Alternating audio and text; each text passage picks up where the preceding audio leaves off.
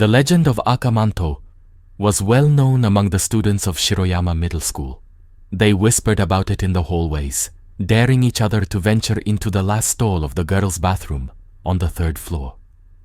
Few were brave enough to accept the challenge, and those who did often returned pale and shaken, refusing to speak of what they had experienced. One rainy afternoon, a new transfer student named Yuki arrived at Shiroyama. Curious and unafraid of ghost stories, she quickly became the subject of attention. It wasn't long before a group of girls, eager to test her bravery, told her about Akamanto. He asks you if you want red paper or blue paper, Explained Aya, the ringleader. Choose wrong and you'll meet a terrible fate. Yuki, skeptical but intrigued, decided to investigate. She didn't believe in ghosts or curses, and she was determined to prove that the legend was just a silly story meant to scare children. After school, Yuki made her way to the 3rd floor. The building was eerily quiet, the rain tapping against the windows the only sound. She entered the bathroom and walked to the last stall. Taking a deep breath, she stepped inside and locked the door. At first, nothing happened. She waited, feeling a bit foolish, but as she turned to leave, a chilling voice echoed through the stall. Do you want red paper or blue paper? Yuki froze. Her heart pounded in her chest as she realized the voice was real. Swallowing her fear, she tried to remember what she had been told. I don't want any paper, She said firmly, hoping it would end the encounter.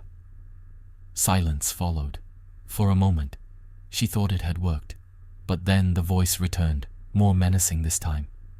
Choose red paper or blue paper. Panic set in. She knew she had to choose. Her mind raced, remembering Aya's warnings. In a desperate attempt, she whispered.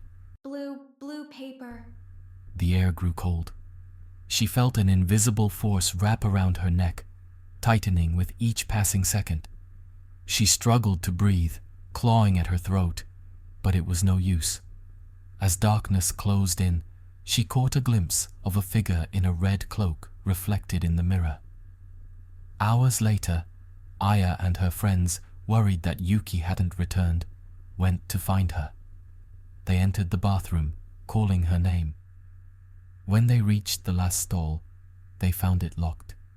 Aya peeked underneath.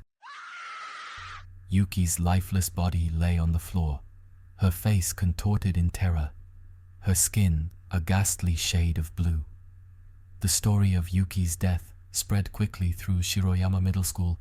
The bathroom was closed permanently, and the legend of Akamanto grew stronger. Students now whispered that if you heard the voice of Akamanto, there was no escape. To this day, on rainy afternoons, some say you can still hear the voice of Akamanto echoing through the halls, asking a simple, chilling question. Do you want red paper or blue paper?